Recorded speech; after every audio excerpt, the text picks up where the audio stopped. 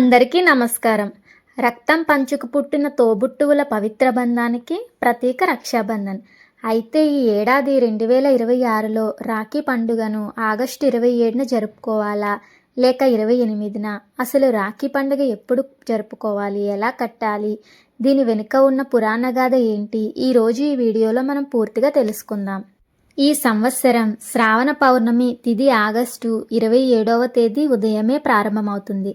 కానీ శాస్త్రం ప్రకారం ఆ రోజు రాత్రి వరకు భద్రకాలం అంటే అశుభ సమయం ఉంది. భద్రకాలంలో రక్షాబంధనం కట్టడం అనేది అస్సలు మంచిది కాదు. అందుకే ఉదయం తిథి నియమం ప్రకారం ఆగస్టు 28వ తేదీ శుక్రవారం రోజే రాఖీ పండుగను జరుపుకోవడం శాస్త్రసమ్మతమని పండితులు చెబుతున్నారు. సోదరీమణులు ఆగస్టు 28 ఉదయం పూజ చేసుకుని అన్నదమ్ములకు రాఖీ కట్టవచ్చు.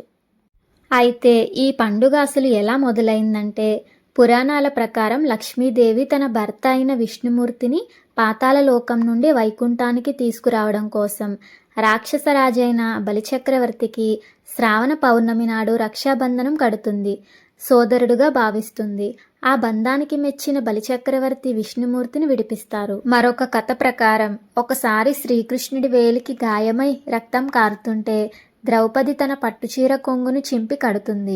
ఆ రక్షణ బంధానికి ప్రతిఫలంగానే శ్రీకృష్ణుడు వస్త్రాపరణ సమయంలో ద్రౌపదిని ఆదుకుంటాడు. ఒక విధంగా చెప్పాలంటే రాఖీ అంటే కేవలం ఒక దారం కాదు, నేనున్నాను, నిన్ను ప్రాణం ఉన్నంత వరకు రక్షిస్తాను అని ఒక సోదరుడు తన సోదరిపై చూపే నమ్మకం. దూరం ఎంత ఉన్నా బంధం ఎప్పటికీ విడిపోని ఈ రాఖీ పండుగను మీ కుటుంబంతో సంతోషంగా జరుపుకోండి. మీ అందరికీ కూడా రక్షాబంధన్ శుభాకాంక్షలు.